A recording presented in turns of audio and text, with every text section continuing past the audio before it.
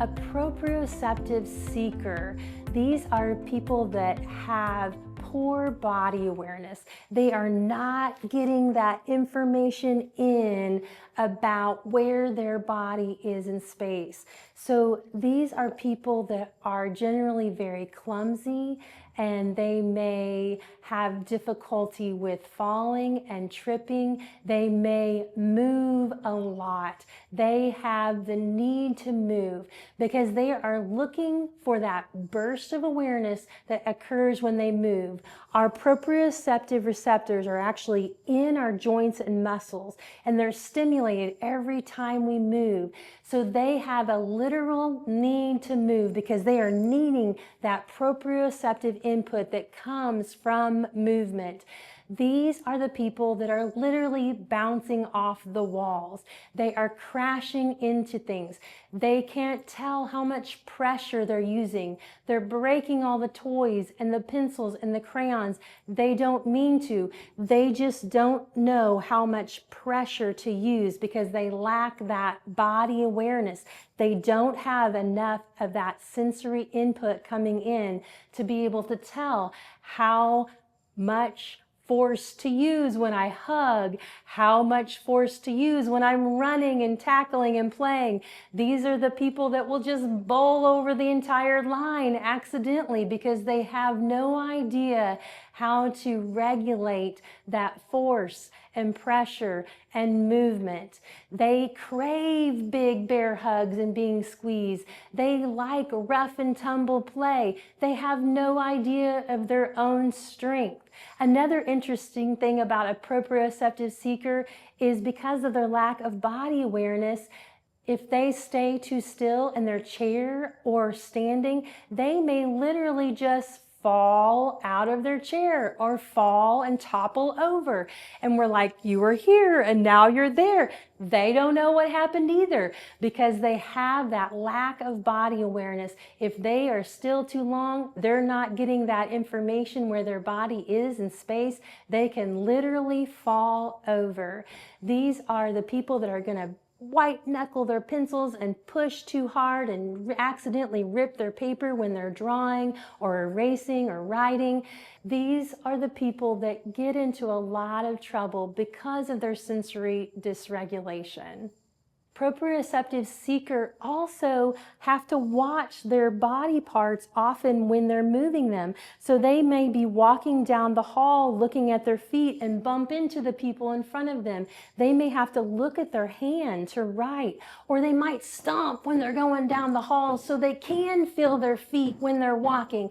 They may rub their hand along the wall so that they have that stability when they're walking, so they do know where they're going and they can feel their body in space by feeling that wall. They may also bounce and jump a lot because those jolts to their muscles and joints actually give a ton of input. So they are going to be bouncy and jumpy, and they may do a lot of flapping and moving of their hands and limbs. They're going to have giant, exaggerated movements, and they may accidentally hit somebody when they're talking or moving because they don't know where their body is in space. So how can we help the proprioceptive seeker? They need help. We want to help them meet that need for movement, for one thing. The wiggle seat or different alternative seating where they're allowed to stand or move while they're sitting. The wiggle seat is wonderful because you can put this in a chair, in a pew, on the floor, and they can wiggle back and forth while they're learning and still stay seated. And it's very important with the wiggle seat to not overinflate it. You'll notice that we want to have that ability to wiggle, and so we don't want to overinflate it.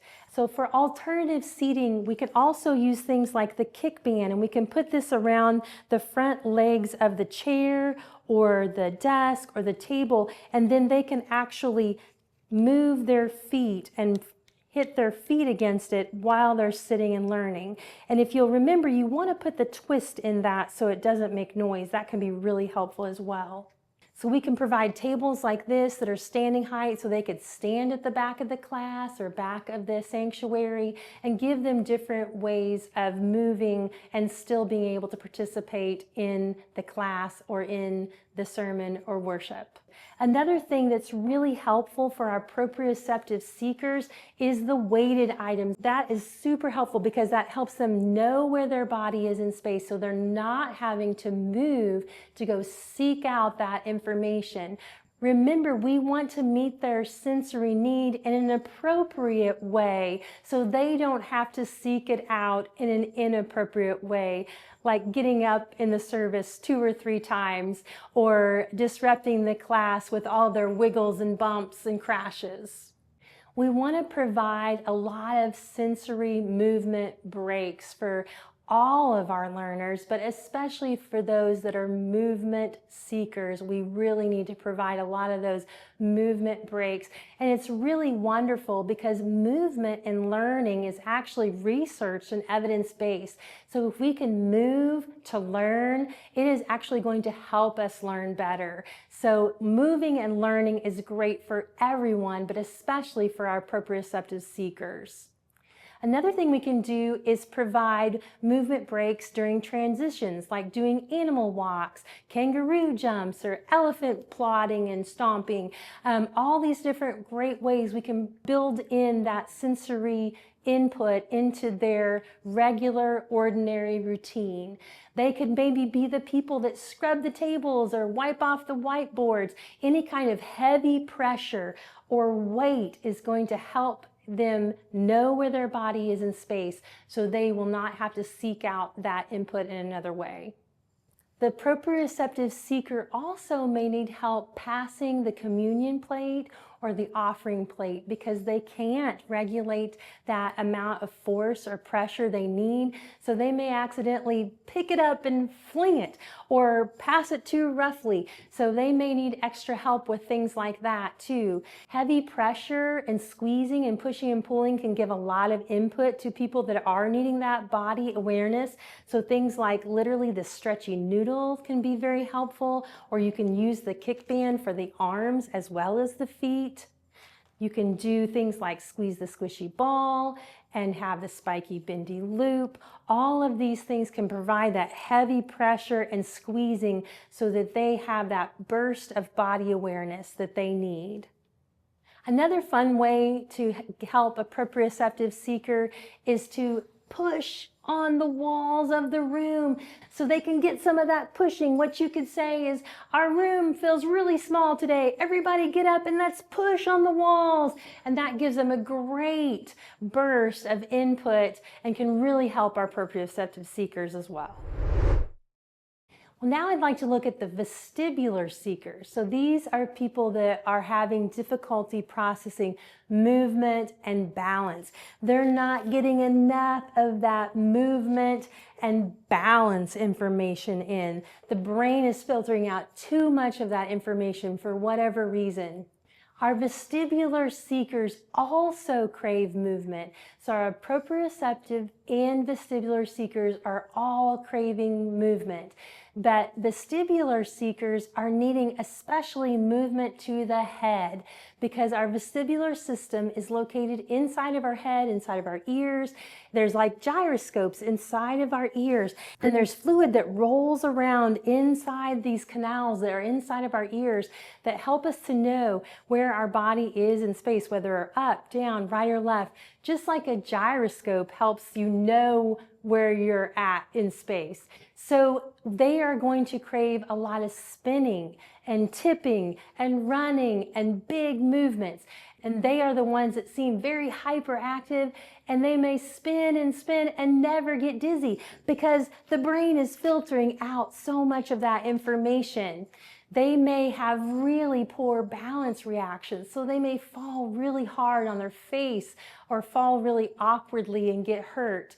And so they can also get in a lot of trouble because they're up all the time getting to sharpen their pencil or run up and down the halls or go to the bathroom to get supplies. They're always finding a reason to move because they need to move.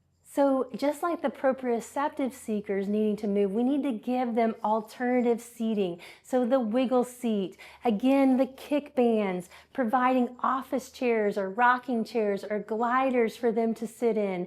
The wobble seats can be really helpful, or the different core stools.